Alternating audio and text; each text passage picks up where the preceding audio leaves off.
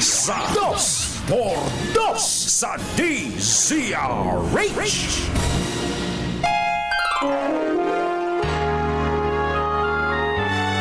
Kauna-unahan sa Pilipinas. Manila Broadcasting Company. DZRH. Member, kapisanan ng mga broadcaster ng Pilipinas. Member KBP, oras! Eksakto, en punto. Alas 6:03. Humahataw, humahagupit, lumalatay na komentaryo sa himpapawid. Dos por Dos. Walang takot sa paghimay sa masalimuot na isyu ng bayan. Dos por Dos. Humahataw na mga balita at impormasyon. Dos por Dos. Ating damhin, ating lasapin ang hagupit na Dos por Dos.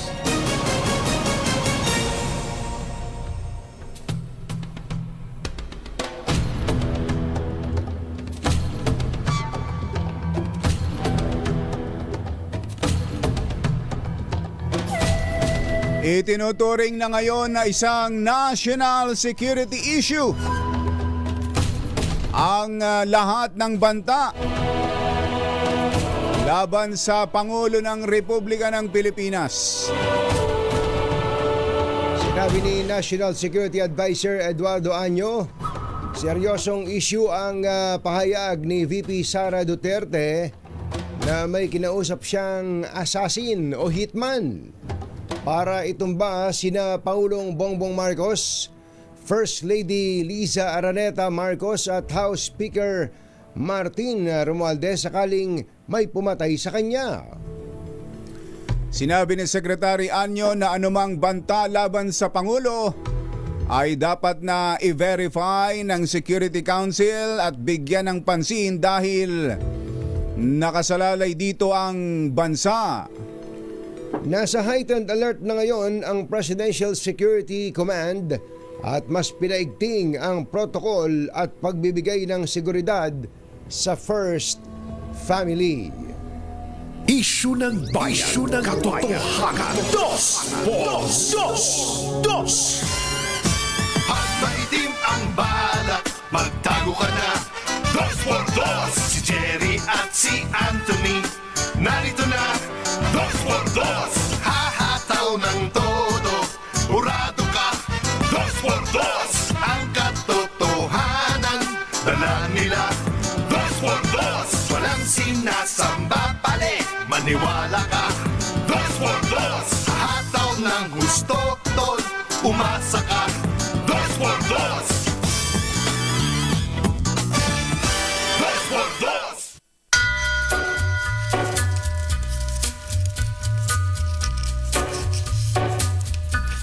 Hi. Take a little walk Maganda morning. across the Lame. Lame. Lame. where the viaduct looms. Magandang umaga, bayan! Bayan! Ito po si Jerry Baha. Ito po naman si Anthony Taberna. Secrets Muli pong sumasa inyo ang 2x2 sa umagang ito ng wine. Friday! Yahoo! Kumusta kayo mga textmates, mga text partners, mga kapamilya, kapuso, kapatid, kabarkada, mga kapitbahay? Gathering How are ya?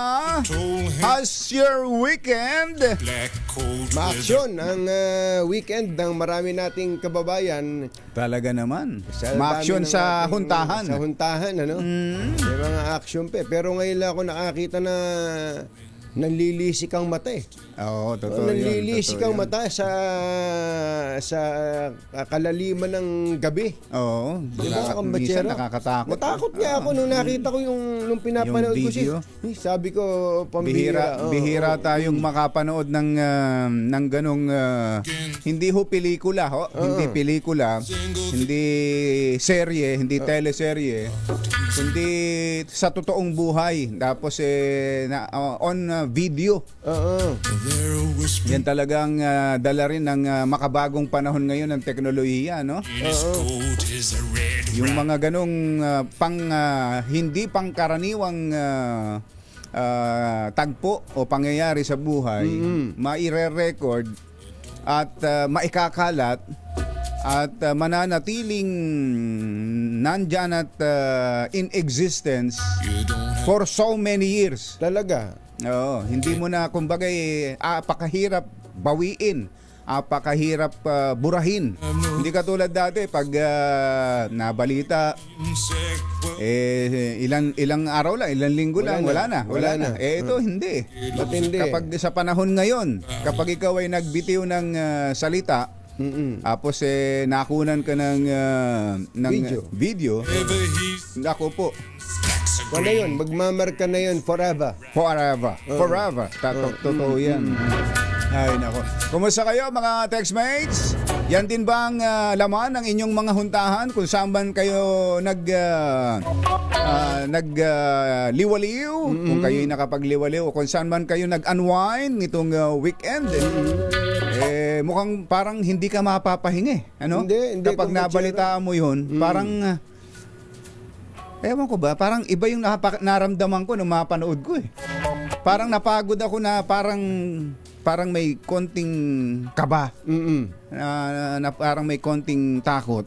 Ganun yung naramdaman ko nung maunang mapanood ko yung video eh. Isipin mong very certain yung sinabi, binanggit pa ni VP Sara na hindi ito joke ha. Oo. Hindi ito joke. Hindi nga joke. Hindi eh, ito oo. joke. Tapos maya-maya binabawi na niya. Nung Maya-maya binabawi na niya nung in-interview na siya sa nung in-interview na siya. in-interview na siya Meron ba nung- tayo niyan, Mother? Yung munang pwede nga bang yung una niyang yung unang sinabi niya? Sige Sige nga.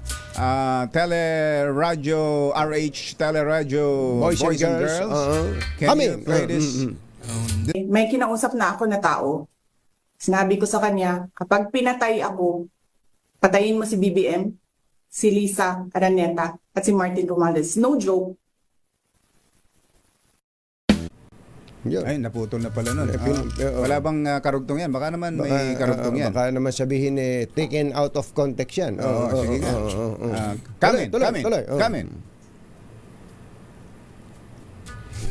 Ayos lang. May kinausap na ako na tao. Yan. Sinabi ko sa kanya, kapag pinatay ako, patayin mo si BBM, si Lisa Araneta, at si Martin Romualdez. No joke. No joke. Nagbilin na ako, ma'am. Pag namatay ako, sabi ko, huwag ka tumigil hanggang hindi mo mapatay sila. And then he said yes.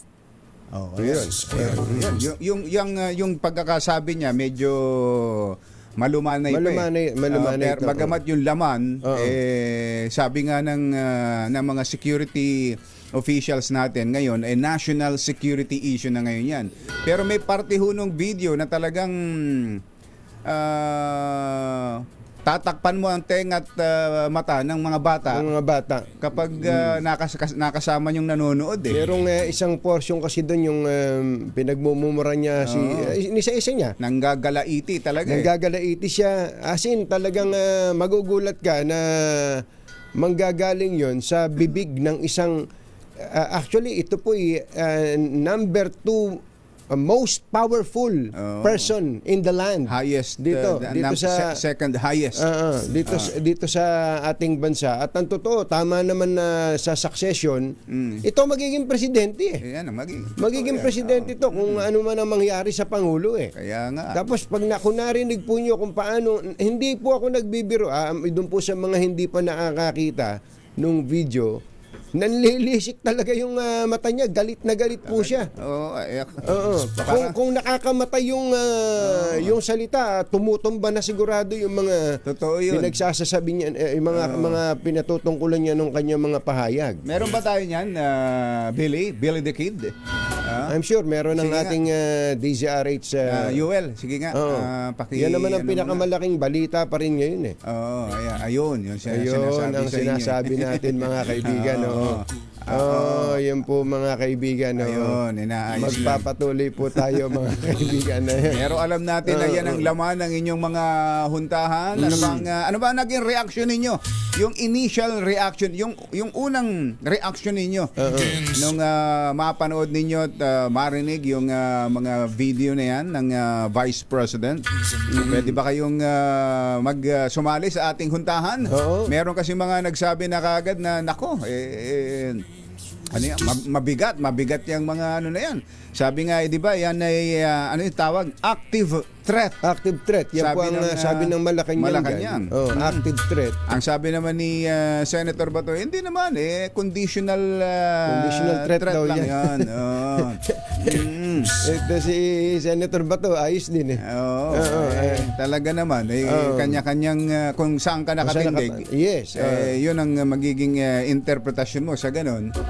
Tapos matindi ho, mula nung Friday, di ba? Nung naisip ko tuloy kung Bachero pumutok nung sa 2x2. nakikinig ako nung pinanonood ko na siya ng umagat. Alam mo na, pagkasabado, mahaba tulog natin. Sabi ko, parang mali yata ginawa namin ni Kumbachero. Na sinabi-sabi pa nating nalaman tuloy ng iba na doon natulog si VP Sara. Kung wala namang nakakaalam na doon siya natulog, hindi napuntahan ng media, baka naman walang ganitong usapan. Walang ganyan drama. Baka naisip ko, parang tayo pa may kasalanan, sinabi-sabi pa natin. Kaya lang, bali tayo. Tsaka tayo naman, nagtatanong lang.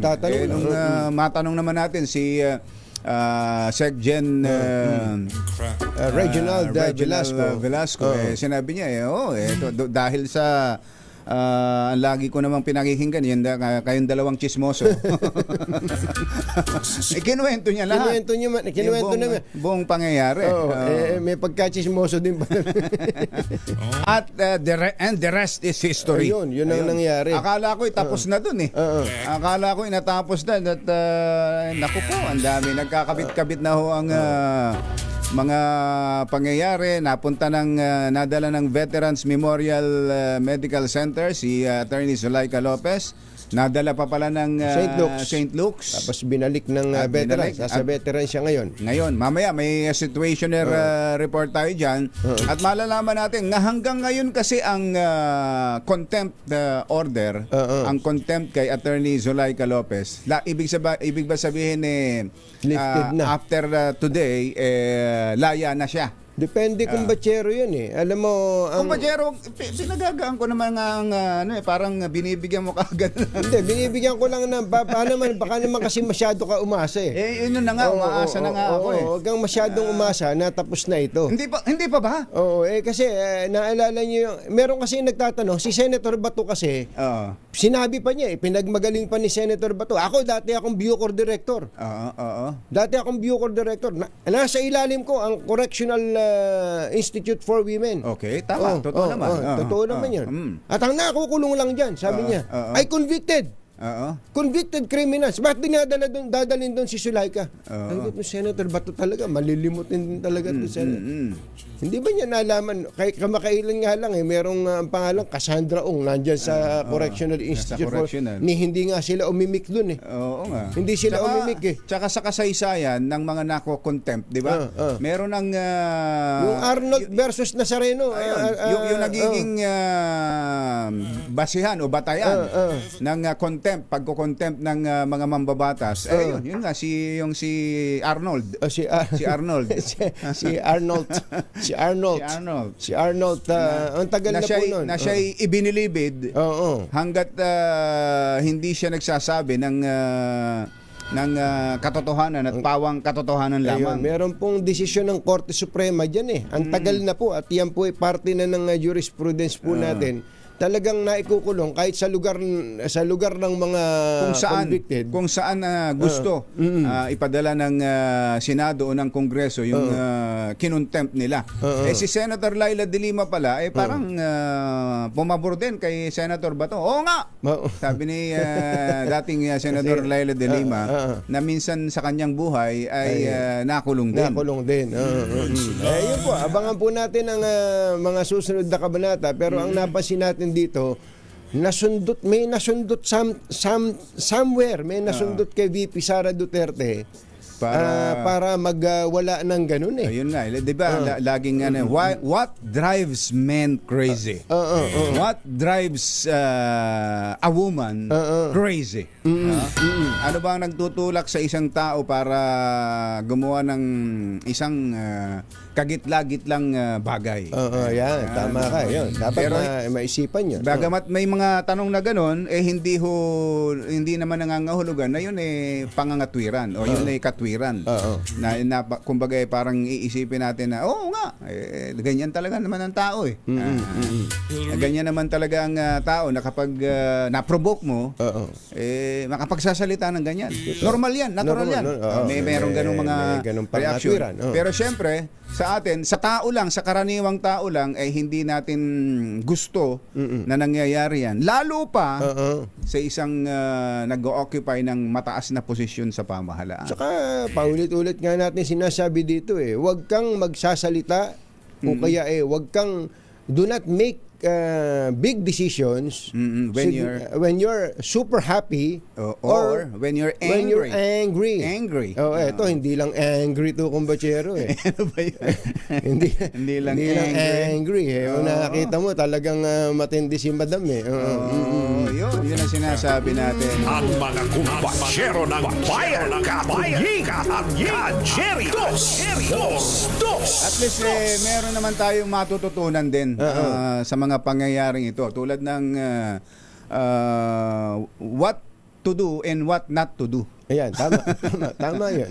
Ano bang mga bagay na hindi mo dapat ginagawa? Ayan, pwede nyo diyang maituro sa mga bata. Ayan. Naalala ko tuloy kung batsero yung teacher ba yon yung taga Sambales? Nung sinabi niya papatayin niya si Pangulong Duterte. Nakulong yun. Ikinulong yun Ikinulong yun. Kinasuhan yun Naalala niyo ba yun mga kababayan?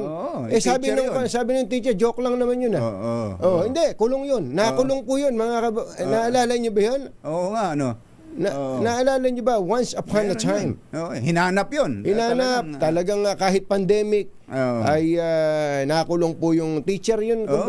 Teacher. Joke lang yun. Joke lang yun. At alam mong joke dahil hindi naman siya nanggagalaiti sa galit. At yun nga, hindi siya capable. Tapos meron pang isa kang batsero.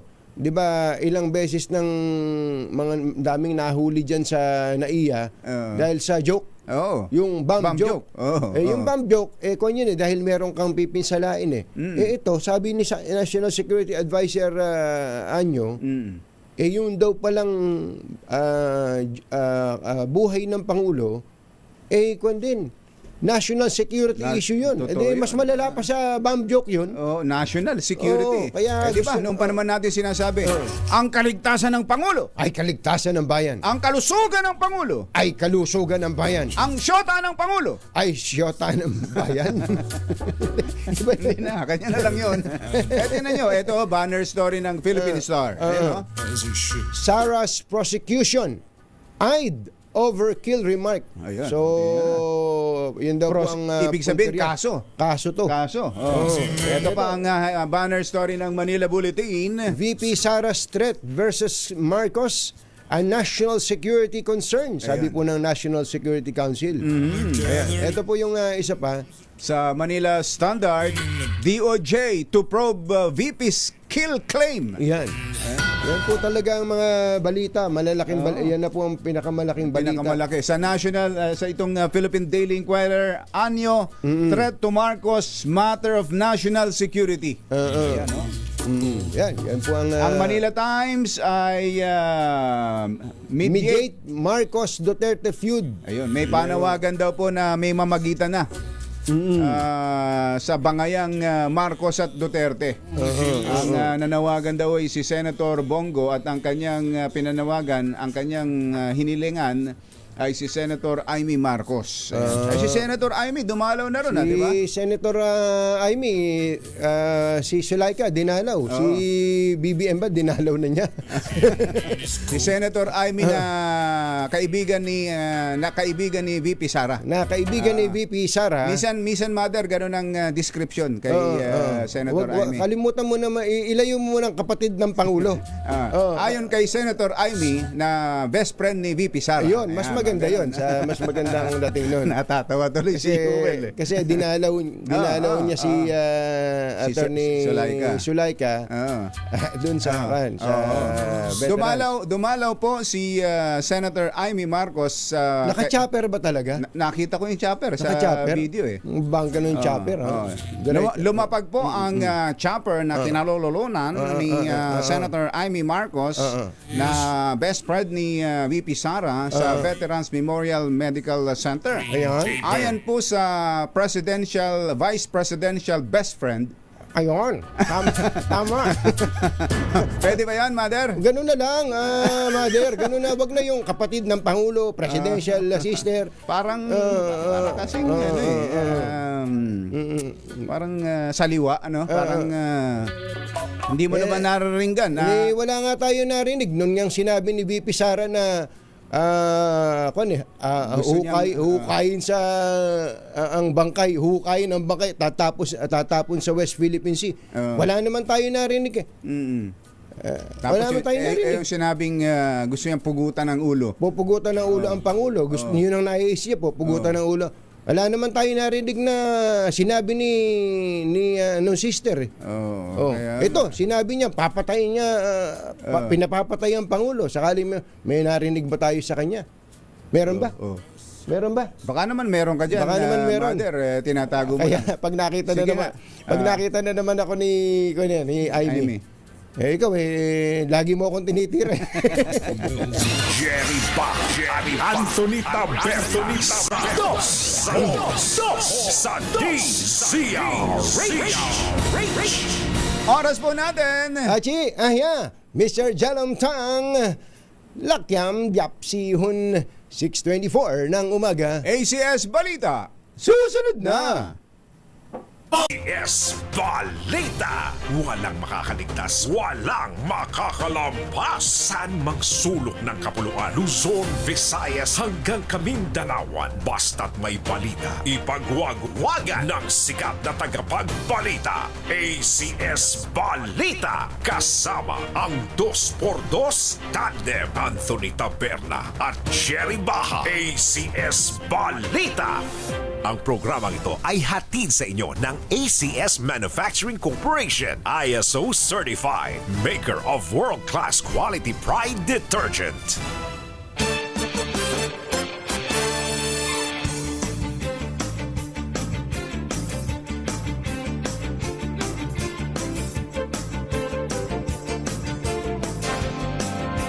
Araw ng Monday, November 25, 2024. Narito na po ang ulo ng ating ACS Balita.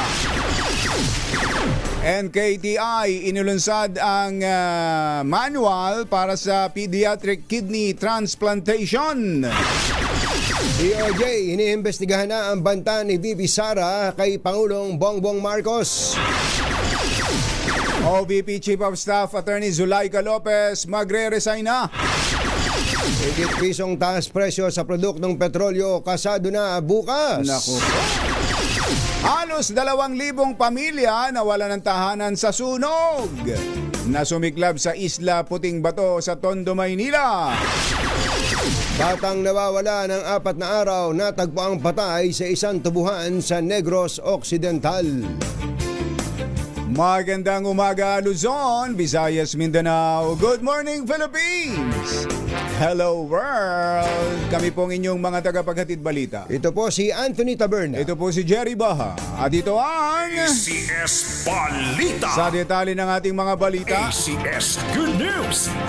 Naglunsad ang National Kidney and Transplant Institute o NKTI ng manual sa pediatric kidney transplantation para maging standard ang pangangalaga at pangangasiwa sa mga batang pasyente.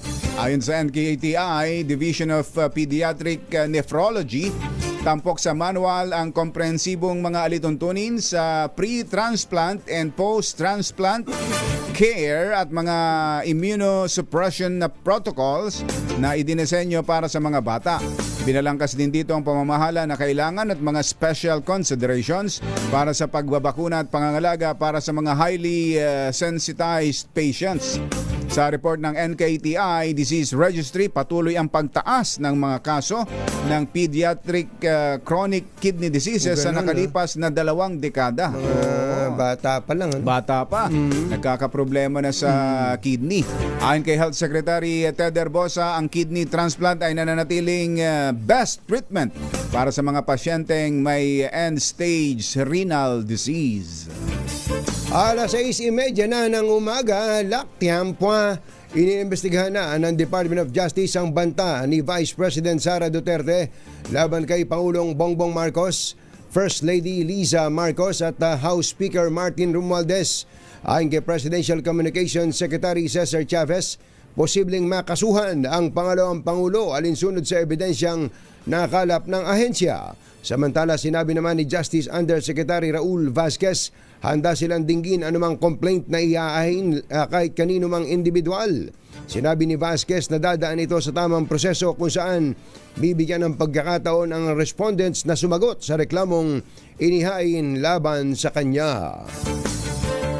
Alas 6:31 ang ating oras. Mayong buntag kaninyong tanan, mga Bisaya, mata na ba po diha? Gising na ba kayo? Ibinunyag ni Vice President Sara Duterte ang plano ng kanyang Chief of Staff na mag-resign na sa Office of the Vice President. Ayon kay VP Sara, nag-okay na siya sa plano ni Attorney Zulaika Lopez matapos itong matroma sa detention facility ng Kongreso. Makarang i-cite in contempt dahil sa undue interference nito sa investigasyon sa confidential fund ng OVP. Sinabi ni Duterte na tatapusin lang ni Attorney Lopez ang pagdinig ng House Blue Ribbon Committee bago ito mag-resign. Matatanda na nagkaroon ng panic attack si Lopez nang ipag-utos ng komite na ilipat ito sa Correctional Institute for Women sa Mandaluyong. Alas 6:31, maayong aga mga pinalangga, bugtaw na kamo, gising na. Asahan ng panibagong oil price hike bukas sa pagtaya ng Department of Energy. Higit piso ang posibleng taas sa presyo ng diesel at gasolina habang halos piso naman sa kerosene. Matinding sunog ang naranasan sa residential area ng Isla Puting Bato sa Tondo, Maynila. Sa grabing sunog na nakaapekto sa halos 2,000 pamilya na nawalan ng tahanan. Ayun, tinan mo nga, meron pa palang chopper na nagdilig. Merong ano yan merong particular na klase ng powder na ginagamit sa ganyan kumbatsero no? Tapos meron ding vapor dyan kumbatsero May vapor na bumbero. May tubig din. Sa laki no? Sa laki ng sa lawak. At alam mo ba yung mga kababayan natin nagsitakas dyan dahil walang madaanan, sobrang sikip sa dagat na nagpunta. Sa dagat na nagpunta, may kanya-kanyang dalang galon, yun ang pinaginamit na salbabida, kumbatsero. Grabe, ano? Kasi naman, tinan mo yung itsura, kumbatsero. Oo, dikit-dikit na mga kabahayan. At ilang beses nang nagkaroon ng sunog dyan. Oo. Isla Puting Bato, yan ang tawag doon sa lugar na yan. Ang sunog po ay nagsimula alas 8 ng umaga, umabot ng Task Force Charlie bago alas 12 ng tanghali at napula alas 4 na ng hapon. Higit sa 70 fire truck, 4 na fire boats at 3 ambulansya ang rumisponde sa sunog at maging ang Philippine Air Force nga ay tumulong din sa pag-apula sa apoy. Madaling kumalat ang sunog sa mga kabahayan na gawa sa light materials at nakadagdag dito ang malakas na hangin. Inatasan na ni Manila Mayor Hani Lacuna ang City Council na ideklara state of calamity sa Isla Puting Bato. Sinabi din ni Mayor Hani Lacuna na baka pwede nang hanapan ng malilipatan din yung ating mga kababayan dahil lagi na lang silang nagkakaproblema dyan. Totoo yan. Mabigyan na ng maayos na ano. Di ba yung housing project ngayon ng DSUD na hindi naman kailangang mag-alala nung mga kababayan natin dyan na sila dadalhin sa kung saan malalayo. Dyan na mismo. Oo, may mga in-city relocation na project. Siguro pansamantala, nandyan pa rin sila. Pero ang importante yung long term, kumbatsero Totoo yan. Alas 6:34 na ng umaga, isang 8 taong gulang na batang lalaki na 4 na araw nang nawawala ang natagpuang patay sa Barangay Santol, Binalbagan, Negros Occidental. Unang iniulat na nawawala ang biktima noong November 19 hanggang sa matagpuan ang bangkay nito noong November 23. Ang naaagnas na bangkay ng bata ay natagpuan ng isang barangay tanod sa isang tubuhan sa Binalbagan. Ayon kay Police Major Jun Ray Batadlan, hepe ng Binalbagan Police, kalahati ng katawan ng biktima ay walang saplot. Sinabi ni Major Batadlan na hinihintay pa nila ang resulta ng post-mortem examination upang matukoy ang sanhi ng pagkamatay nito. Sa mga gustong swertehin sa araw na ito ng Monday, November 25, lakasan lang ninyo ang inyong mga radyo at ang inyong mga telebisyon. At baka marinig kayo ng ating Pasko Panalo agent. Ayan, ang ating Santa Claus na si Sherwin Alfaro. Andyan pala sa Barangay Plainview, Barangay Plainview, Mandaluyong City. Ayan. sa loob ba to? Sa loob? Sa Oblo ba yan, Sherwin? mukhang Malayo ba yan sa correctional? Nakakatakot nga ba ang correctional? Ako, pag napunta kayo sa correctional, baka gusto nyong umistambay na sa correctional. Maganda ang correctional, napuntahan ko na rin yan eh. Actually, ang nakakatakot, yung isang pwedeng puntahan sa Mandaluyong. Yung Oblo. At ang mga napupunta doon, yung mga may tama. Ay, yun, nako. May mga tama. Nako. Hindi kaya sa mga susunod na araw may madala doon. Pambira. Ayan Diyan sa Barangay Plainview, Mandaluyong, andyan po ang ating Pasko Panalo promo. Lakasan ng inyong mga radyo at telebisyon. Susunod! Tito Boy! Attorney Zulaika Lopez, lalaya na kaya ngayon? Aba? Alamin sa pagpapatuloy ng ACS Balita. alas 6:36. Balitang makakaligtas, walang balitang makakalampas, saan mang sulok ng kapuluan. ACS Balita! ACS Balita! Ang programang ito ay hatid sa iyo ng ACS Manufacturing Corporation, ISO Certified, maker ng world-class quality Pride Detergent. Hi! Maganda morning! Anong araw today, kumbachero? Today is Laundry Day, Pride Day! Yahoo! At pag Laundry Day, Friday, all you need is Pride Washing Machine Detergent. May triple stain away formula kaya tanggal ang makapit, malupit, madikit na lupit man siya, kaya easy ang labada. Kaya pala mula noon hanggang ngayon, all you need is Pride. All you need is Pride. ACS. Kasama ang 2x2 Tandem Anthony Taberna at Jerry Baha. ACS Balita. Natutok pala sa atin ang mga taga Seattle, Washington. Taga-shuttle. Taga-Seattle, Washington doon daw sa Haponesa Kala ko ba Sushi Seattle? Kusina. Ang chef daw dyan Filipino chef si Charles and Jack Harin. Ayan. Kinukwento ni Kuya Joel Sarignaya. Ate Ann, magandang morning. Ay, ano oras ba ngayon dyan sa Seattle, Washington? Kilala mo si Kulot, si Mike Santa Maria. Si Mike, Si Mike Santa Maria, bihirang-bihirang Mag-message yan, no? mag-message sa atin ito. Jerry Labasan, ayan Matagal mo na rin hinahanap ito, si Mike Santa Maria. Naalala ko yung picture natin nung minsan dumalaw tayo kay JLL. Mukha pala akong tuko dun. Eto, at sumasali sa huntahan. Ayos Kaya Ganun Mike, din kumusta na? si Attorney Ronnie Heron, na laging nakatutok, at si Dean Attorney Jaime Ibanez. Eto na, sa mga nag-aabang, lalaya na ba ngayon si Attorney Zulaika Lopez? Ayan. Nasa linya na natin ang chairman mismo ng House Blue Ribbon Committee, o itong Committee on Good Government, na siyang nag-contempt at siyang dahilan ng lahat ng ito. Hindi.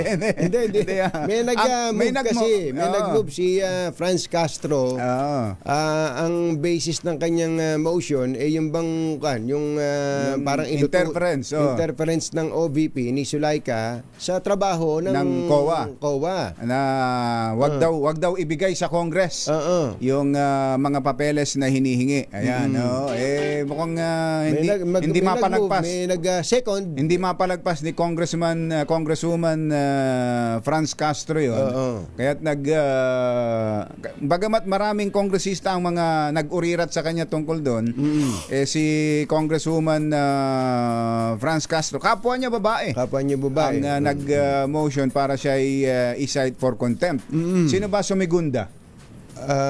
Tanong natin Tanungin kay natin. Congressman Joel Chua, ang chairperson ng House Blue Ribbon Committee. Congressman Chua, magandang Magandang morning! Si Katunying po at saka si Ka Jerry po. Ay, magandang umaga, Katunying at Ka Jerry at sa lahat ng mga nakikinig, lalong-lalo mga taga-ikatlong distrito ng Maynila. Yun. Sana. Ando ng emphasis sa mga taga-ikatlong distrito ng Maynila. Opo. Kong Joel, lalaya na po ba ngayon si Attorney Zulaika Lopez? Dahil yung contempt niya ay hanggang ngayon lang. Well, depende po yan sa kung anong mangyayari. Unang-una, kung sisipot po siya, at pangalawa po ay kung ito po ay makikipag-cooperate. So, siyempre, depende naman po yan sa mga miyembro. Kung may makikita na naman po silang mga dahilan, hindi ko po masasagot pa po ngayon yan.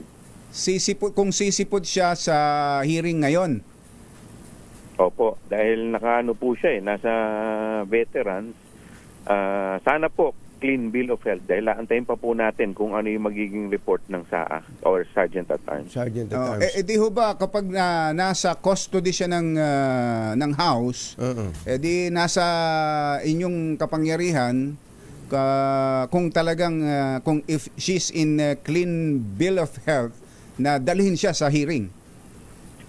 Kung wala po siyang nararamdaman. Opo, kung Kaya dapat po malaman po namin yung report ay sa Sergeant at Arms. Dapat po natin malalaman. hindi niya po pwedeng sabihin na ayoko. Tama po kayo. Dahil siya po ay dadali ng Sergeant at Arms unless yung doktor po mismo ang magsasabi na hindi po siya fit para umattend ng ating hearing. Opo. Kay ikaw naman yun government hospital yan no.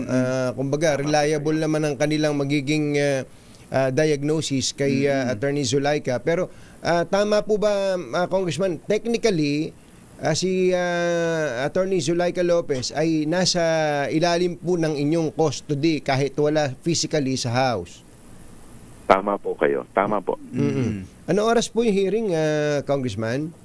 Ang hearing po natin ay alas 10 po. Yun po yung usual na oras na sineset Alas po 10. natin. Opo. At kanina po nag-uusap kami ni Kumbachero kung ang nag-motion para po ma-contempt si Attorney Zulaika ay si Congresswoman Franz Castro. Sino po yung nag-second? Hindi ko na po maalala pero marami pong nag-second. Maraming nag-second. Motion Oo. Opo So yung nandun po Oo. Tapos nagtanong po ako kung mayroon pong mag-o-object. Wala naman pong nag-object kahit na isa. so parang unanimous ang decision ng committee doon, ano, Congressman? Opo. Parang yun, hindi po parang yun po unanimous po talaga. Opo. Pero hindi pa ho ba tapos ang committee sa mga gustong itanong kay Attorney Zulaika Lopez, Kong Joel? Depende po yan mamaya kung may mga gusto pang magtanong sa kanya kasi hindi naman po natin malalaman kung ano po yung mga nasa isip ng ating mga kasama. But just the same, syempre siya po ay dadalhin doon para at least mapag-usapan din yung mga nangyari siguro netong weekend. So magiging parte yung pong nangyari nitong weekend Simula ay magiging parte ito ng investigation today. Opo, kasi pag-report din po natin yung Sergeant at Arms kung ano po talaga yung nag-transpire para malaman din po ng mga kasama natin. Oo. Meron po kasing sinasabi itong kampo ni VP Sara na may statement din si Congressman Pulong Duterte na meron daw pong abogado ang si Zulaika na ayaw daw pong papasukin ng Kongreso. Kaya nga po, kaya napakahalaga po ng mga report ng Sergeant at Arms mamaya para at least masagot lahat ng mga katanungan, lahat po ng issues na binabato po. Oo. Totoo po ba na nagpresenta si VP Sara na magiging abogado ni Attorney Zulaika Lopez at ito po ba'y tinanggap ng Kongreso? Unang-una po, maliwanag po sa ating konstitusyon na ang presidente, ang vice president at ang miyembro po ng kabinete ay hindi po pwede mag-practice ng kanilang propesyon. Kaya ito po yung nakalagay, hindi lamang po sa ordinaryong batas, nasa saligang batas po natin o nasa ating konstitusyon. So hindi po tinanggap? Hindi po yan matatanggap ng Kongreso. Sino po ang nagsilbing abogado ni Attorney Lopez nung time na yon? Wala pa po sa amin yung report eh. Kaya nga po mamaya mahalaga po na masabi po sa amin ng SAA. Dahil kami po namin interesado rin sa lahat ng mga nangyari. Malamang may mga katanungan din po sila dahil meron din pong issue na pumasok yata siyam na lalaki or kung ano pa. So lahat po yan dapat kasi ang nandoon po talaga ng actual yung SAA yung Sergeant at Arms kung paano po nila na-serve yun. So lahat po yan mamaya po siguro tatalakayin din po namin. Yun pong pagdadala sa ospital, pagdala sa veterans, tas napunta ng St. Luke's at naibalik sa... Kung ano po yung talagang buong pangyayari, lahat po yan mamaya. Ibig sabihin nun na kung walang kinalaman na doon ang Blue Ribbon Committee sa proseso na yun, yung dinala sa veterans, dinala sa St. Luke's, tas binalik sa veterans. Wala na po Kaya hindi na po namin sakop yan Kumbaga, naging call na po yan ng Sergeant at Arms. Opo. Congressman, sa inyo na nga po manggaling, ano po ba ang rationale ng inyo pong pasya sa committee na ilipat po siya sa Correctional Institute for Women noong pong hating gabi ng Biyernes? Opo, nagkaroon po kasi ng ang kwento po kasi niya nung pong araw kung kailan po siya nakulong. Kailan po ba 'yon yung nung Thursday. Thursday. Kami po ay nakatanggap ng sulat galing po sa ating kay Attorney Lopez na kung humihingi siya ng pahintulot na kung po pwede payagan siya na mabisita ng mga sumusunod na tao. Naglagay po siya ng mga ano doon. Ito po yung pinagbigyan natin. Subject siyempre sa guidelines na oras ng mga visitational hour. So subject po yan sa guidelines ng Office of Sergeant at Arms. Tapos sumulat din po sa atin tanggapan si Vice President at humihingi ng pahintulot kung po pwede doon siya matulog sa detention center until yung duration ng stay. So hindi po natin pinayagan yun dahil unang-una hindi naman po sa detainee at saka security risk po. Tapos pangalawa po, sumulat po siya kung po pwede payagan siya na doon siya bumisita po. So yun naman po ay pinayagan din po natin.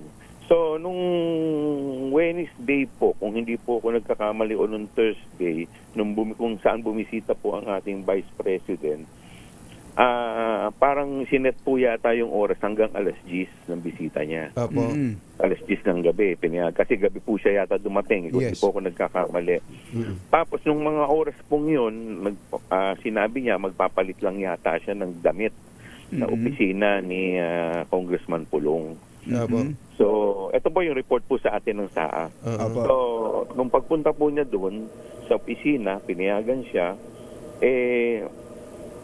hindi na po siya lumabas. So, despite dun sa plea ng SAA na kung po pwede lumabas, dahil siyempre nagpapatay ng kuryente, ng tubig, hindi po lumabas at sinabi yata ng security, anong mga security niya na nakatulog na sa loob. So, the following day, mukhang gano'n na naman po yung mangyayaring senaryo. Nakatanggap po ako ng 2 sulat. Isang sulat po galing po kay Congressman Pulong na sinasabi niya, pinahihintulutan niya na doon matulog yung kanyang kapatid. Sa opisina niya? Yung isang, yung isang sulat naman po ay galing naman po sa ating Vice Presidente na kung po pwede payagan ko na ng committee na mag-ano siya doon, mag-jogging Jogging. sa labas ng doon sa compound. Sa compound, opo. Opo. Ako po kasi, lahat po ng mga communication, kinukonsulta ko po lahat yan sa mga miyembro. Opo. So, hinihingi ko po yung opinion nila through Viber text. So, nag-uusap-usap po kami doon. At ang opinion ko po kasi doon ay hindi po ito sakop na ng komite. Dahil hindi naman po ang komite ang may hawak ng mga opisina, hindi rin po ang komite ang may hawak ng compound. Tama. Opo. So, ito po ay, hindi ko po ito sinagot at ito po ay nirefer ko sa SAA. At syempre, medyo na-alarma po yung mga ibang miyembro, tapos nakakita yata sila ng mga post sa Facebook tungkol dito sa mga sulat. So nilabas din nila yung sulat, inilik po nila sa Parang ganun social po, media, yung mga Facebook, sulat, yung official letters or request po sa inyo, ano? Parang ganun po nangyari. So medyo na-alarma. Kaya nung mga bandang 6:30, 6 o'clock ng gabi, may mga nagtatawagan na sa akin member. Paano totoo ba itong post na to? Yung mga ganyan, yung mga... Sabi ko, hindi ko alam eh. So medyo na-alarma. Sabi sa akin po na magpatawag ka ng special meeting. Delikado yan. Medyo security risk na yan. So kaya po nung mga bandang 7 na nakausap ko po si Deputy Speaker Suarez. So sabi ko baka po pwede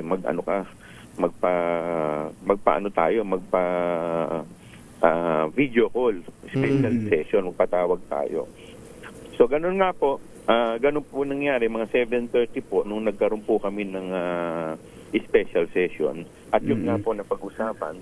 At ang mga naging grounds po dyan ay breach of security protocol and guidelines ng representative by the Vice President. Ito po kasi yung mga report ng SAA eh.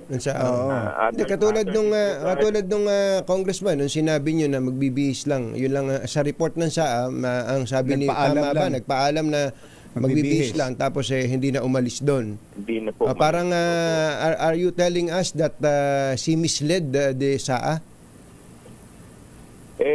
Yun po kasi yung report eh. Ako po ninanarrate ko lang po kung ano po yung report sa akin dahil wala naman po ako doon personally eh. Tapos sinasabi nga po, ang isa mga rin po sa mga naging grounds din po, sinasabi ng mga kasama natin, deliberate act of defiance sa mga security personnel. No? So, yan po yung mga nagdulot kung bakit po napagpasyahan po na ilipat dahil unang-una, hindi naman po siyempre, unang-una, pangalawa, yung pangalawang Pangulo po, napaka-high risk, high security risk po yan. Pag may mangyari po dyan, may magkaroon po ng insidente, nasa pangangalaga po siya ng House of Representatives. So siguro, para mas diretso po, tama po ba intindi namin na kaya nagdesisyon ang committee na dalhin o ilipat sa Correctional Institute for Women, ito pong si Attorney Zulaika, para umalis na doon sa Kongreso si VP Sara? Well, yun po yung epekto nun. Yun po yung epekto nung ganong... alam po ninyo, wala naman po may gusto ng ganito. Kung hindi naman po siguro nagkaroon ng ganyang sitwasyon, hindi naman po ito mangyayari dahil pinayagan naman po natin na bumisita kahit araw-araw within yung oras po ng pagbisita. Hindi naman po, actually naging very lenient naman po tayo. Lahat naman po ang ni-request, halos lahat naman po binigay po natin. Kaya sa katotoo lang, nakakalungkot po na nangyari po yung ganitong insidente. First time ito na may pangyayaring ganyan. Marami ng mga na-cite for contempt ang Kongreso, ang Senado, pero walang ibang nakikialam. Walang nangihimasok sa kapangyarihan ng dalawang kapulungan ng Kongreso. Sa ngayon Kong Joel, kasi nitong mga nakakaraan ay napapanood namin at na nandun sina Senators Bato at saka si Senator Bongo. May napanood kami na nung umalis may report na nung umalis si VP Sara, inihabili niya si Attorney Zulaika kay Senator Bongo at Senator Bato. So parang sila yung nangangalaga ngayon kay Attorney Lopez. Ano po ba sitwasyon doon mismo sa veteran? Sila po ba ang parang bantay o guardian. o guardian ni Attorney Lopez?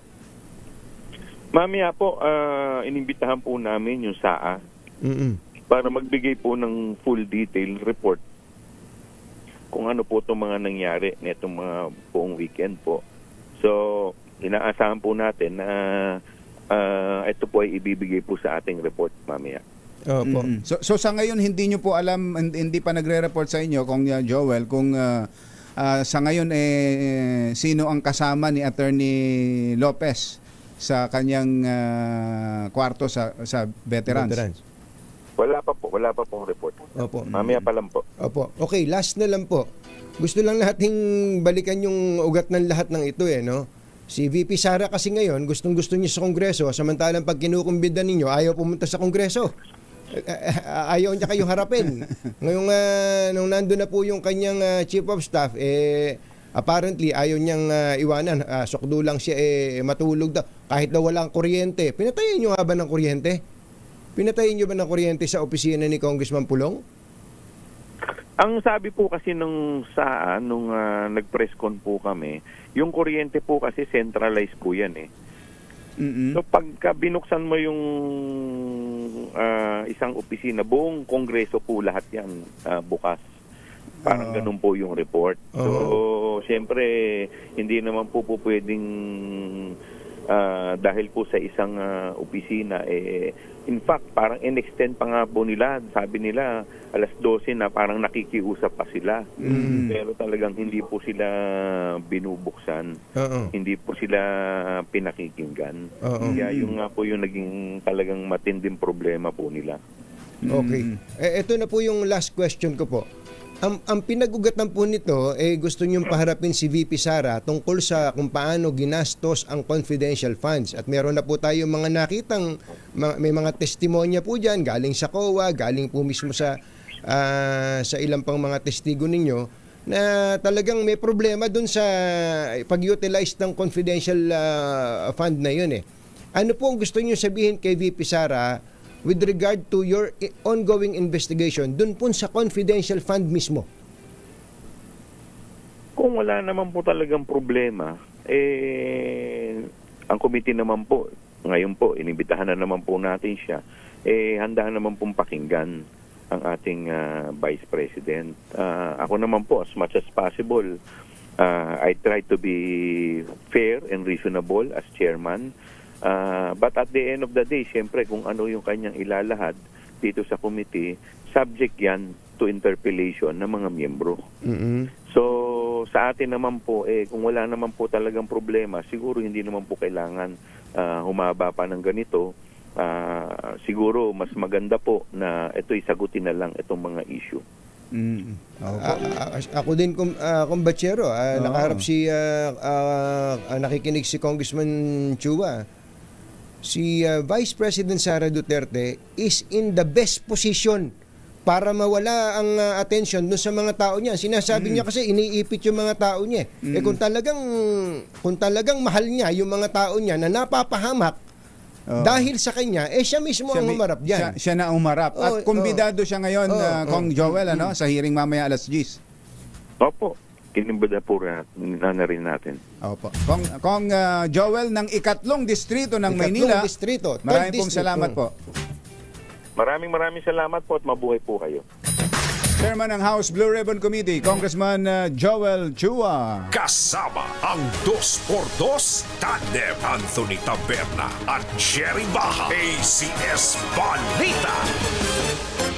Ay ihabol lang natin itong report ni RH52 Edniel Parosa. Pamahalaan dapat suportahan ng MSMEs upang matiyak ang pagunlad ng trabaho. RH52 Edniel Parosa. Come in, Edniel!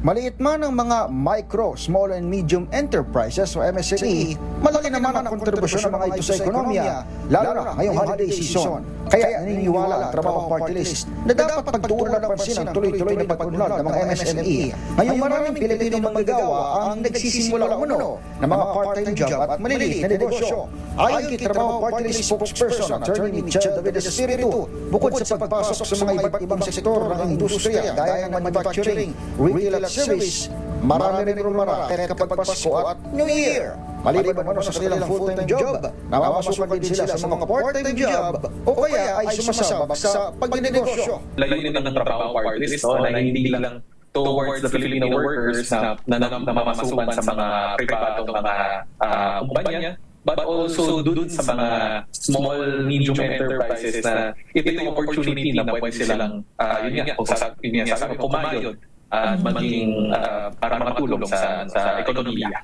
Sa mga naunang pahayag ng Trabaho Party List, iginit ng grupo na mahalagang bibigay ng tamang suporta gaya na lamang ng pagsasanay at akses sa impormasyon sa iba't ibang industriya, di lamang para sa mga part-time worker at maliliit na negosyante. Malayo mano ang naitutulong ng mga ito sa ekonomiya kahit pa nakapailalim sila sa tinatawag na informal sector ng mga manggagawa, bagay na dapat di umanong tutukan ng pamahalaan. Ito si Edniel Parosa, nag-uulat para sa DZRH. Una sa Pilipinas, una sa Pilipino.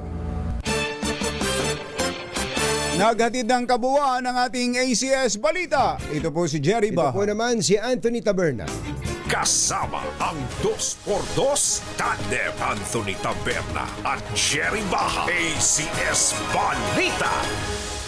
Balitang makatotohanan, balitang maaasahan. ACS Balita. Ang programang ito ay hatid sa inyo ng ACS Manufacturing Corporation, ISO certified, maker ng world-class quality Pride detergent. Tamang tao lang ang takot sa dalawang to. Kaya kung maitim ang balak, Magtago ka na! Anthony Taberna, Jerry Baha, 2x2. 2x2. Iwendang din siguro yung iba pang mga government agencies sa nangyayari ngayon sa pamahalaan natin Especially, mabigat nga kasi itong pinakawala ni VP Sara. Malamang yan. May mga, Ito yung mga aabangan natin, ang mga susunod na, yung bang ano ba ito? May pananagutang legal na ba doon si VP Sara sa kanyang mga binitawang salita na yun? kung kanya-kanyang interpretasyon dyan. Ako kung batsero, may mga nakausap ako nung araw tungkol dun sa impeachment. Sabi ko, hindi, wag niyong, mga congressman din, sabi natin, wag niyong isipin yung impeachment na yan dahil walang kahiinat na ng bansa natin dyan. Yun ang naiisip ko. Pero ngayon, mukhang seryoso na ang ilang mga congressman na gamitin, una, yung nangyari nitong weekend, pangalawa, yung sa confidential fund, para ihampas kay VP Sara sa impeachment. Kaya kapanapanabik ulit itong alas 10 mamaya. Dyan sa camera, i-ready nyo na ulit ang inyong mga kukutin. Ang inyong mga binusang mais dyan. Sabi naman ng ibang, tulad nitong si Undersecretary Mark Fragada ng DNR, ang dami kasi namin ekang trabaho hindi kami makapanood. Ayan, Yusek Mark Fragada ng DNR, pwede naman kayong manood. Nanonood kayo. Yusek Mark Fragada ng Yusek DNR, Mark. magandang morning. Si General Jojo Bauto ay nakikinig din sa atin at nagpapaabot ng pagbati sa anniversary ng QCPD, Quezon City Police District 85th anniversary. Ang director ngayon dyan ay si General Buslig, kumpatero. At kahapon ay birthday din ni puro general na sila para sa atin. Kahit na binabawasan ni Secretary John Vic Rimulya ang mga general. Dagdag naman tayo ng dagdag. Si General Eric Alino ng Quezon City Firing Range ay nag-birthday yan kahapon.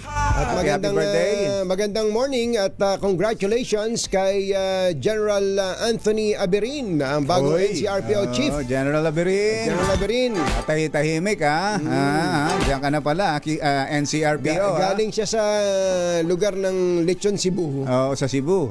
Ngayon, nandito siya sa NCR. Meron namang lechon dito sa La Loma. Pagbutihin mo lang at baka ikaw ang lechonin ng Mainit na pwesto kasi yan eh. NCRPO chief, kumbachero. Oo, talaga. Dahil preparasyon yan sa PNP chief Pagka eh. NCRPO chief. Oo. Ilang NCRPO chief na naging PNP chief. Talaga, oo. Halos karamihan nag-PNP chief ay galing dyan. Ateng Bien Andrews, happy birthday! Samantala, alamin natin mamaya ang sitwasyon dyan sa Veterans Memorial Medical Center. Nagsilbi bang guardian o bantay sina Senator Bato at Senator Bongo? Ayan. Pero bago yan, mamigay muna tayo ng pera, parang het. Panalo ang Pasko sa Teaser H. Dahil sa Pasko Panalo, mas malakas promo. Puntahan na natin ang location ng ating roving team. Namamasko po. Andyan sa Mandaluyong! Nasilip kaya niya ang correctional. Ang kinatatakutang correctional. Na kapag sinabihang dadaling ka sa correctional, biglang lahat ng sakit lalabas, dadapo sa katawan. RA6 Sherwin Alfaro, go, go, go! Yes, magandang umaga, Anthony at Jerry. Dito nga sa barangay Plainview sa Mandaluyong City. Tignan mo naman ang tahimik. Mukhang malayo to sa correctional. Yung correctional doon sa may kabilang side. Pero sa loob to loob to ng Mandaluyong. At natsempohan nga natin itong bahay na ito na may mga duwende. Ayun, no? Uy, Ihanan sa kanilang bahay yung mga mga duwende. nakakunyapit, Hindi ko alam bakit lalambitin itong mga duwende nito. Pero mukhang swerte itong bahay na to. Swerte itong bahay na to dahil biro mo ang lakas ng... radyo. Ano ba yan? Radyo, TV? Huling-huli. Uy, ang laki naman pala ng TV. Sana oil. Ang laki ng TV pero ang liit ng Christmas tree. Makikituloy na po ako. Ang liit ng Christmas tree. Pagkalaki-laki ng TV. Pero ano ba yan? Ang liit-liit. Cable ba yan? Good morning po. Good morning. Nancy Santos po. Parang may lahi itong si Madam. Wala po. Lahi. Pero Miss Tisa. Dati yung makain ng tita. Muntik na po. Yun! Aba. Mukha ni Katya eh. Nakasunin sa Teaser 8. Tignan mo, lalong lumiwa. Nilagyan mo ilaw iba ka Nung binigyan ng ilaw, Nako, labas kayo ng konti, Sherwin, napuputol. Labas ng konti. Yan. Doon sa may nakita ninyo ang TV. Yayain mo si ate. Ayan. Yan. Kami sa signal ng audio dahil late yung audio niyan eh. Lagi kayo nakasunin. At sino pa ba rin yung announce sa tuwing umaga? Si Anthony Taberna po sa Jerry Baha. Anthony Taberna, Jerry Baha, bigyan ng 1,000 pesos yan! Yehey! Ano pangalan niya? Katya? Katya?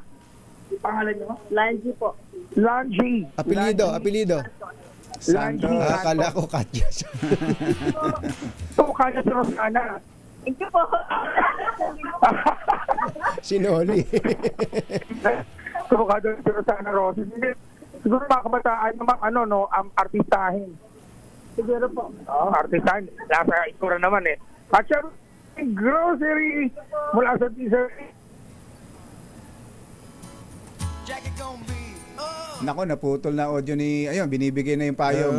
Ayan. At least alam natin yung eksena dyan. Ayan, nakikita maraming natin. salamat sa DCRH. Naibigay yung grocery.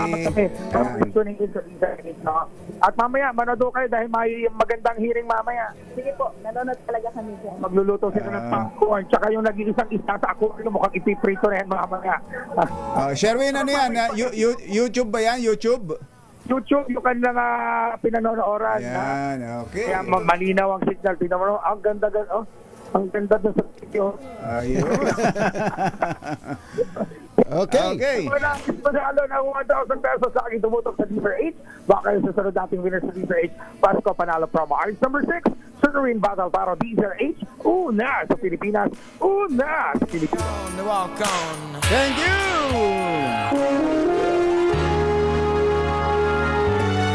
Kauna-unahan sa Pilipinas.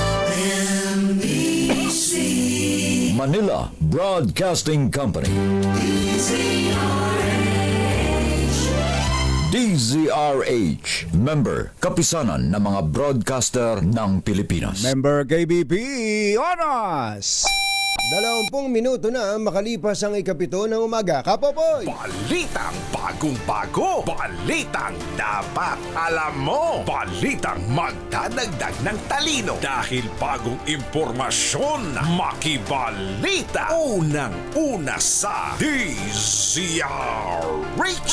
Pangunahing balita kasama ang 2x2 tandem nina Anthony Taberna at Jerry Baha. Narito na ang ulo ng ating mga pangunahing balita. Banta ni VP Sara kay Pangulong Bongbong Marcos isang national security concern ayon sa National Security Council. VP Sara nadulas, Attorney Harry Roque nakalabas na ng bansa. Pangulong Bongbong Marcos biyahing UAE bukas. Kapatid ni Mary Jane Veloso na biktima ng sexual harassment ng amo sa Saudi, nagpapasaklolo sa gobyerno. AFP hiningi ang tulong ng PNP sa kaso ng opisyal ng militar na natagpuang patay sa kanyang tanggapan sa Campo Aguinaldo. PNP General sa nawawalang 27 million pesos at tanim ebidensya sa Pogo Raid sa Parañaque, pinasisibak ng Internal Affairs Service. Magandang umaga Luzon, Visayas, Mindanao. Good morning Philippines! Hello world! Kami po ang inyong mga tagapaghatid balita. Ito po si Anthony Taberna. Ito po si Jerry Baha. At ito ang Pangunahing balita. detalye ng mga balita sa aming pagbabalik. Alas 7:22 ang ating oras. Ang balita Na nangunguna at mga bagong balita sa DZRH. Pangunahing balita.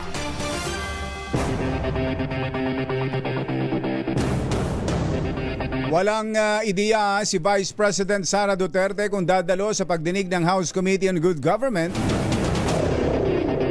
at ang kanyang staff na si Attorney Zulaika Lopez sa araw na ito. Ayon kay VP Sara, hindi siya nakikinig sa discussion ng mga doktor at abogado ni Lopez kaya hindi niya alam kung makadadalo ito. Si Lopez ay kasalukuyang nakakonfine sa Veterans Memorial Medical Center sa Quezon City matapos mag-panic attack nang ihain ang kautusang ilipat ito sa Women's Correctional.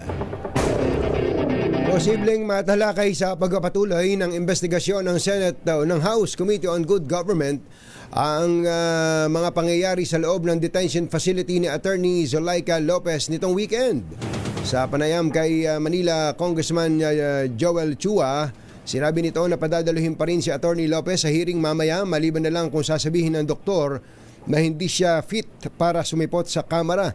Bukod dito, pinagre-report din anya nila ang House Sergeant at Arms upang maliwanagan ang mga akusasyong ibinabato ng kampo ni VP na may kinalaman sa detention ni Attorney Lopez. Wala pa po sa amin yung report eh. Kaya nga po mamaya mahalaga po na masabi po sa amin ng SAA. Malamang may mga katanungan din po sila dahil meron din pong issue na pumasok yata siyam na lalaki or kung ano pa. So lahat po yan dapat kasi ang nandoon po talaga ng actual yung SAA yung Sergeant at Arms kung paano po nila na-serve yun. So lahat po yan mamaya po siguro tatalakayin din po namin. Yun nga.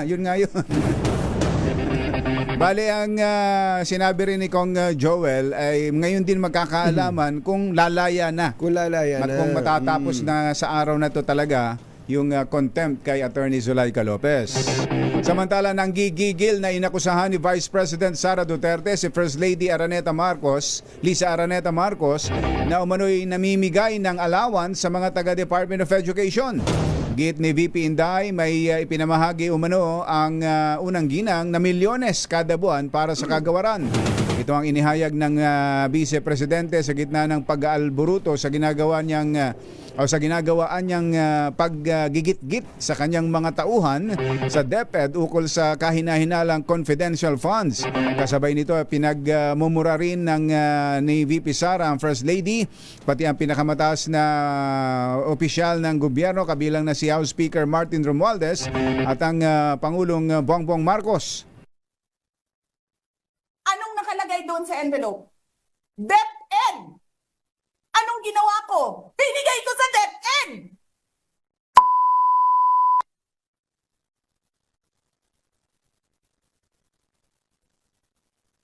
Wala ka ngang posisyon sa gobyerno, namimigay ka ng pera ng gobyerno eh.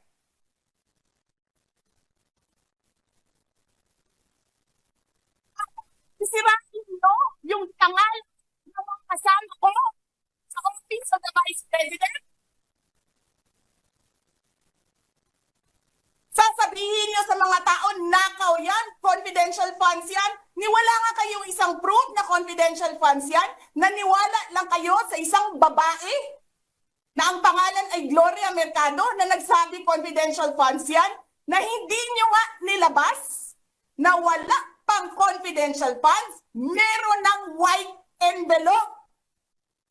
Kasi 2022 pa lang, may utos na ng pera sa DepEd. Tapos kami yung nagsisinungaling? Nagpipigil ako eh. Kasi gusto ko lang magtrabaho. Gusto ko lang tapusin nyo na yung show ninyo dyan sa House of Representatives para makabalik na kami sa trabaho namin.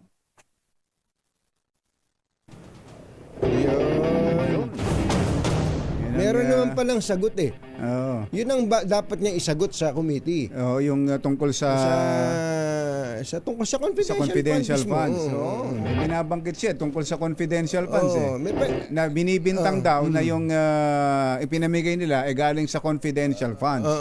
So meron silang pwedeng isagot. Pwede naman meron pwedeng isagot. Kaya lang pagka ang problema kasi doon kumbachero, kapag sinagot ngayon, may follow-up question eh. Sigurado. Pag may follow-up question, yun ang mahirap sagutin, yung follow-up question. Yun na nga. Ayun, yun ang gagalaiting pahayag ni Vice President Sara Duterte. Pag napanood. Punta ka na lang doon mamaya, ma'am. Total gusto mo namang matulog sa opisina ni Pulong. Walking distance lang naman eh. At sagutin na.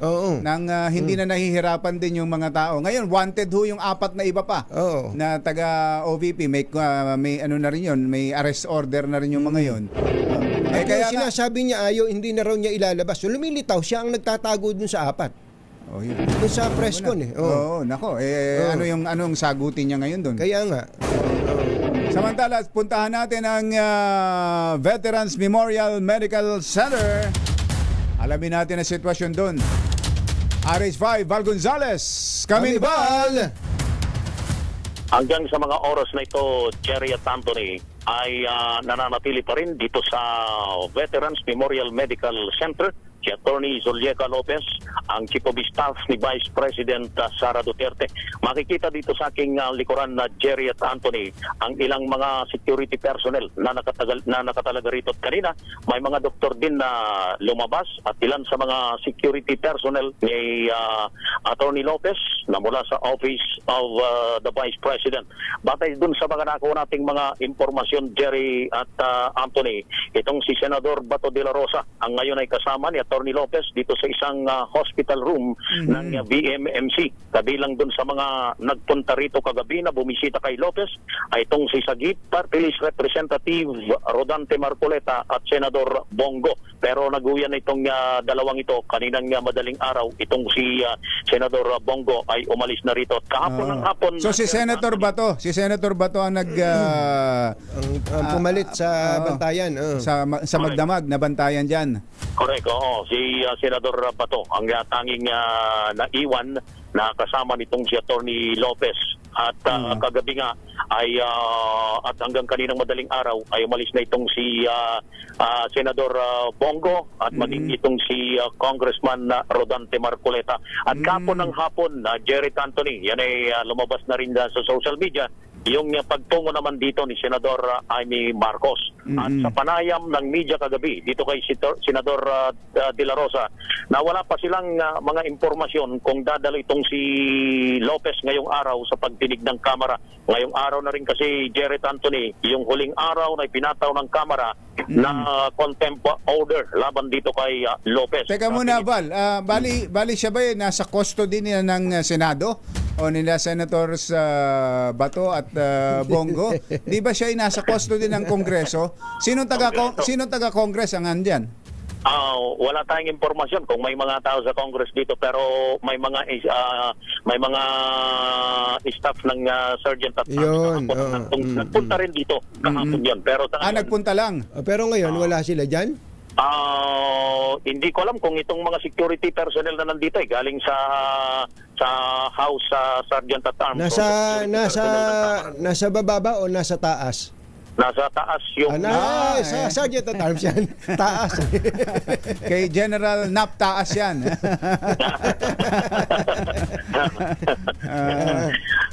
Batay doon sa mga impormasyon na nakuha natin mula kay Senador De La Rosa, hindi pa nila batid kung babalik ngayong umaga itong si Vice President Sara Duterte para magbantay dito kay Attorney Lopez. Wala pang pahayag ngayon ang kampo ni Lopez kung anong susunod nila na magiging hakbang.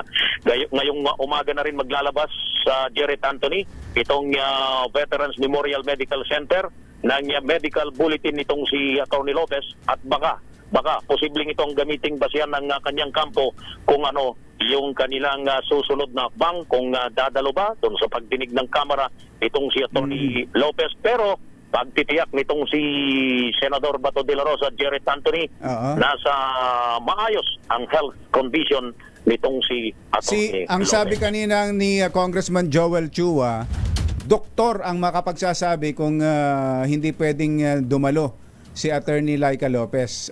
Kung physically fit siya, walang problema sa kanyang kalusugan, bibit-bitin siya. Dahil siya sa Congress. Dahil siya under sa custody ng Kongreso. Ang tanong lang kung sasama ba si Senator Bato? Maganda nga, sumama na si Senator Bato. Oo nga, no. At hearing naman daw yung Quadcom. Pakitanong na kay Senator Bato mamaya, Val, kung siya ba isasama sa Congress. Maganda nga yun, Jerry Anthony, dahil sa nagiging kalmado itong si Attorney Lopez kapag alam niyang meron siyang mga kasama gaya ni Attorney ni Senator Bato at itong si Vice President Sara Duterte. Kaya mas mabuti siguro kung sumama na rin si Senador Bato doon sa Val, matanungan natin, ito bang si Attorney Zulaika may pamilya? Ang binabanggit lang lagi doon sa mga panayam kay Vice President Sara Duterte ay yung kanyang nanay. Pero wala ba itong asawa, mga anak, wala?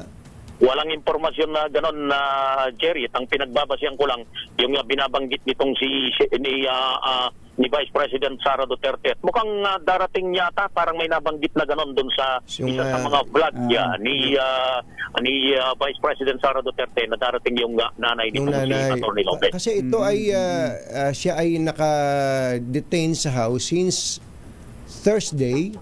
Actually, Wednesday pa kung batsero ng gabi, no? Wednesday, Thursday. Ilang araw na mula nun.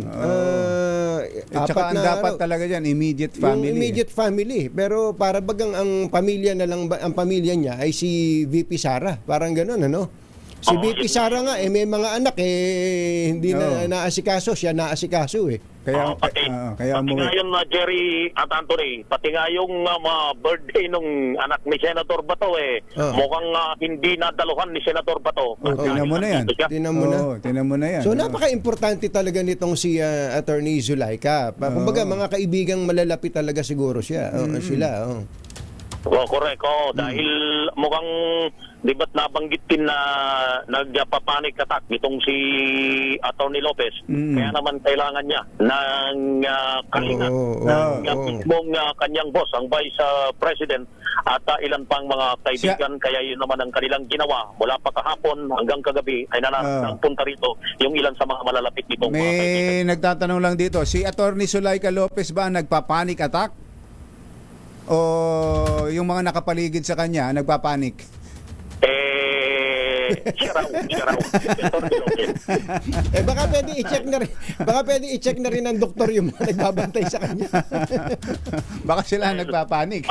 Dahil isa dun sa kanyang ayaw ay yung dadalhin siya dun sa isang regular na kulungan, ay kaya yun yung medyo ayaw niya at yun yung medyo ikinababahala niya. Kaya siya ngayon ay nandito sa isang hospital dito sa Veterans Memorial Medical Center. Pagpasok mo pa lamang dito ay nakabantay yung mga tauhan ng Quezon City Police District dito sa may pinaka-entrada mismo. Habang dito naman sa loob ay ang security personnel na galing naman sa Office of the Vice President ang siyang namamahala sa seguridad ni Atty. Lopez. Siya pa rin ang pinakauling kaganapan mula rito sa Veterans Memorial Medical Center sa Quezon City. Ako si Val Gonzales, DZRH, una sa Pilipinas, una sa Pilipino. Thank you, Val! Pangunahing balita! 7:41. Susunod! Dito po! Uy! Sino ito? Pero kayo nahanap. Eto na. Yan, nakita mo na. Sino itong celebrity couple na ang drama dati ay You and Me Against the World? Pero ngayon ay napipinto na rin daw sa hiwalayan. Ganon? Nauntog na raw si Boy. Si Boy? Oo. Si Boy? Bakit? You and me against the world. Sometimes it feels like you Nako, and me against the world. laman daw ito, sabi ni Morley ng lahat ng balita nitong mga nakakaraan, itong magjowang ito. Natauhan na si Boy? Natauhan na raw si Boy. Si Boy? Ano kaya sabi ng nanay? Yan na, di ba pang mga nagbabagang balita? Sa pagpapatuloy ng Pangunahing balita! 7:42. Ang balitang ito ay Ano ba yung sinasabi mo na? Mukhang lalo pang pinadali ng BDO Life ang pag-manage ng insurance policies nila. Oo nga, kumbachero. Sa BDO Life website, may customer portal na pwede mong gamitin para i-track ang inyong policies anytime, anywhere. Hindi mo na kailangan magpunta pa sa branch. Astig ha? Paano naman yung mga gustong kumuha pa lang ng insurance? Para sa mga potential clients, meron ding get a quote feature sa website. Dito, pwede kang gumawa ng sample computation para sa insurance plan na gusto mo. Makikita mo kagad kung magkano at ano ang coverage na swak sa'yo. Ang galing, ano? Sobrang convenient ng BDO Life. Lahat online na. Policy tracking at quote computation, nandyan na. Kaya kung gusto mo ng hassle-free insurance experience, check mo na ang BDO Life website. Easy, convenient at siguradong sakto sa pangangailangan mo. Mga nangunguna at mga bagong balita sa DZRH. Pangunahing balita. Pangunahing balita sa showbiz. Magandang dilaw. Yeeha! Yun. Nung makita ko tong balita ni Morley, parang gusto kong itigil na lahat ng balita eh. Parang gusto ko nang wag basahin yung mga may kinalaman kay VP Sara eh. Bakit naman? Parang ito ang pinakamalaki. At inaabangan din ni Soji Jimenez. Soji, magandang morning. Kumusta ba si Ka-Aida, Soji? Kumusta naman si Ate Yoli Crisanto at saka si Kuya Jomel Gonzaga? Ateng Yoli. Ayan. Labat tayo dyan. Labat tayo dyan. At magandang morning kay Ate Karen Fragada. Nainggit yata at binati natin si Yusek Mark Fragada. Ate Karen Fragada, magandang morning. Magandang morning. Oy, may nag-feed sa atin from Davao. Sabi niya, atin-atin lang ha. Dalaga pa. Miss pa po si Laika. Dalaga pa pala si ma'am. Kamag-anak kaya siya ni dating Congressman Elias Lopez ng Davao? Di ba may kino-cover tayo dating Parang Congressman pamilya rin ng Lopez politiko. nung araw. Tama, Oo. pamilya din ng politiko itong si Attorney Zulaika Lopez. Kuya Alan Gomez mula sa Vietnam, bumisita pala sa atin si Kuya Alan dito pala sa Pilipinas.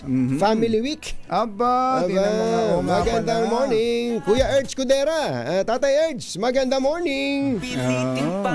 Sabi ni Kuya Jay Gomez, maraming mga taga London ang laging nakasubaybay at nakatutok sa mga pangyayari sa Pilipinas. Tama naman yun. Dapat nakikibalita kayo dito. Kuya Boy Fabian at Kuyang Obet Imperio, kumusta ba kayo sa inyong mga hanap buhay? Tuloy-tuloy lang daw hanap buhay, kumbatsero. Tuloy-tuloy lang. Tama naman yun. Huwag ko kayo madidistract. Tuloy lang ang buhay natin. RD Dong Tolentino, Ninong, magandang morning. Ganon din. Tama. Tuloy-tuloy lang ang buhay. Sabi ni Caselo Lagmay dyan sa Nueva Ecija. Siguro kumbatsero, kaklaruhin lang din natin dun sa mga kababayan nating laging nakasubaybay sa DCRH. Alam nyo kami, mga nagpo-programa kami sa DCRH, pero gusto lang namin klaruhin na yung amin pong mga opinion, may mga komentaryo po kami dito, opinion, hindi lang dito, lalo na kung meron kami mga social media platforms, yun po yung amin lang. Amin lang po yun Wala ho kinalaman ang MBC, ang DCRH doon sa amin pong mga opinion. Kaya nga nakakatuwa na ito pong DCRH bilang advocate ng malayang pamamahayag, hindi po nila kami inaawat dito basta't wag lang malalabag na batas sa amin po mga pinagsasabat. Yun ang pinaka-importante. Ang disclaimer natin dyan, hindi po opinion ng DCRH. Hindi po ito utos o dikta ng MBC, kundi sariling paninindigan ng dalawang sabi nga ni Attorney ni Mang Reginald Velasco ng dalawang chismosong ito. Eto na, ang pinakamalaking balita. Nako, ito na, abangan nyo. Ito ba ang tatabon sa issue kay VP Sara? Ito na. Ito raw, celebrity couple na ang dati ang drama ay You and Me Against the World.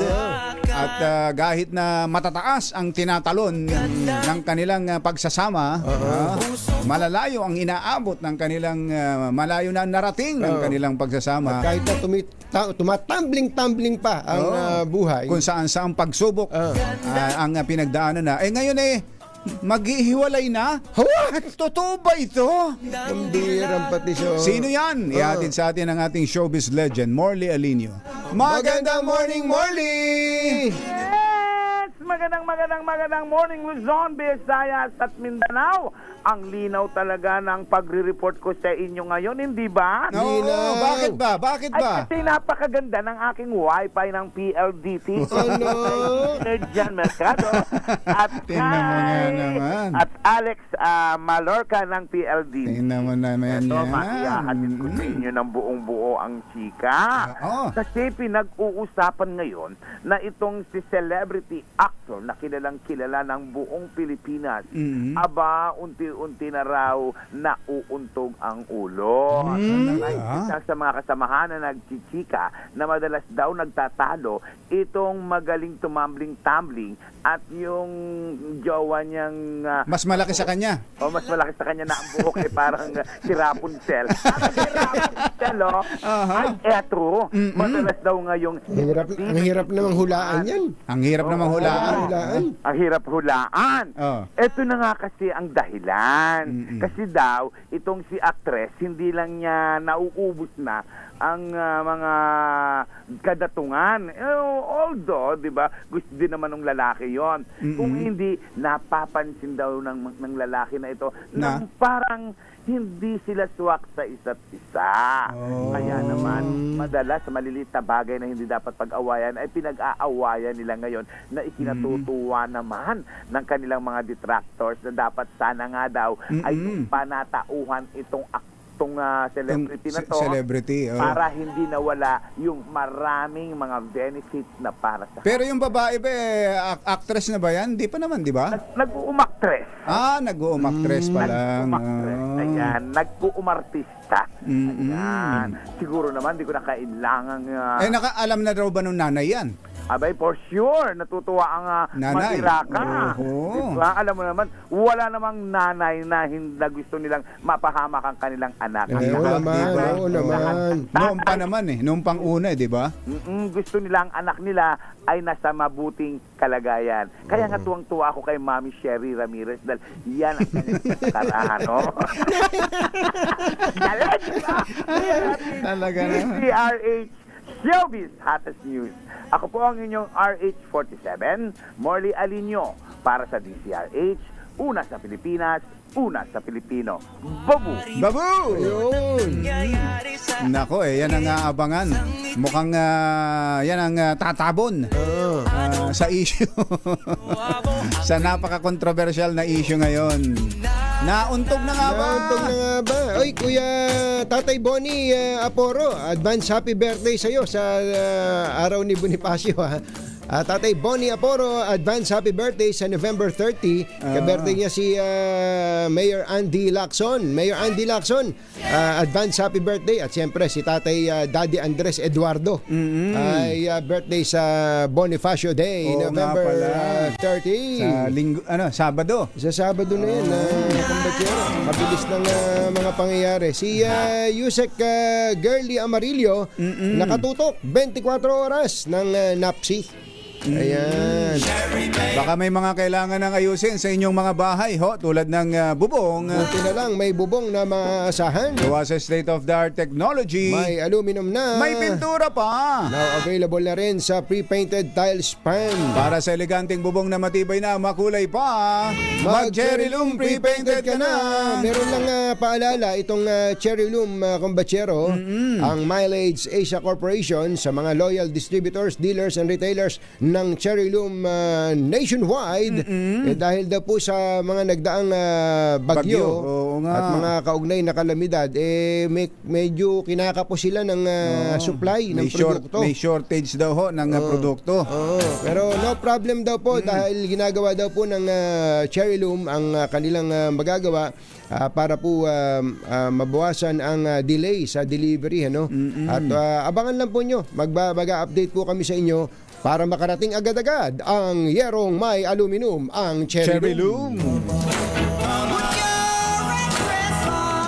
Uy, nga pala, kumbachero, baka lang malimutan mo. May mga bago na offering ang Cherry Tigo, ha. Kung plano nyo pong bumili ng bagong sasakyan, i-level up po ang inyong driving experience sa bagong launch na 2025 Tigo 2 Pro ng Cherry Auto Philippines. Ito pong bagong 2025 Tigo 2 Pro ay crossover SUV na may stylish design at advanced technology sa presyong hindi masakit sa bulsa.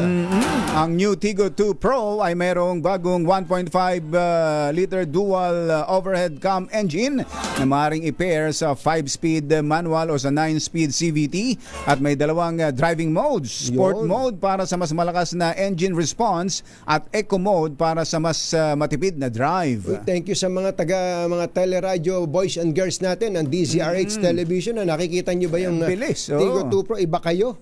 Ang Tigo 2 Pro crossover ay may 10.25 inches na infotainment, wireless Apple CarPlay at Android Auto, HD reverse camera na may dynamic auxiliary lines at cruise control. Eto na, mula sa halagang 708,000 pesos for cash purchase ay magkakaroon ka na ng brand new Tigo 2 Pro crossover SUV manual transmission. Kaya ano pa hinihintay nyo? I-test drive na. Punta lang sa Cherry Auto dealership o kaya naman ay dalawin ng cherryauto.ph.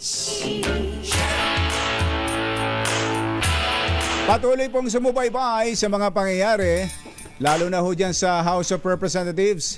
Alas 10 ang umaga ang hearing ng ang tawag doon, Blue Ribbon Committee. Magkakaalaman kung tuluyan na bang makakauwi si Attorney Zulaika Lopez at matitigil na ba ang pagpapanik. Ayan. ni Attorney Sulaika at saka ng mga nakapaligid sa kanya. Mga nakapaligid na mukhang silang mas nagpapanig. Ayan, hintayin po natin ang development. Akalain nyo, yung inumpisahan nating balita nung Biyernes, nung umaga. Nasabi ni Attorney Reggie, chismis lang. Chismis lang. Ito na, lumaki ng gusto. Lumaki na lumaki. Bantayan po natin ang ating bansa. Alam nyo, tayo man ay magkakaiba ng pananaw sa maraming bagay. Kami po ni Combachero dito, may pagkakataon, kami magkakontra din ng opinion. Yan po ang katunayan na nandito tayo sa demokrasya. At wag po tayong mawawalan ng pag-asa. Bansa po natin ito. Oo. Darating ang panahon, makakachembo tayo ng magagaling, mahusay at totoong nagmamahal ng mga lider ng bayan. Huwag kayong mawawala ng pag-asa. Makakachempo rin tayo. Makakachamba rin tayo. Makakachamba rin tayo. Makakachamba tayo. Kung kayo man nagsisi o na-realize yung mali kayo, talagang tayong lahat ng tao ay nagkakamali. Bye! Happy weekend! Damdaming bayan! Susunod na! The thrill of living is gone to walk on. This time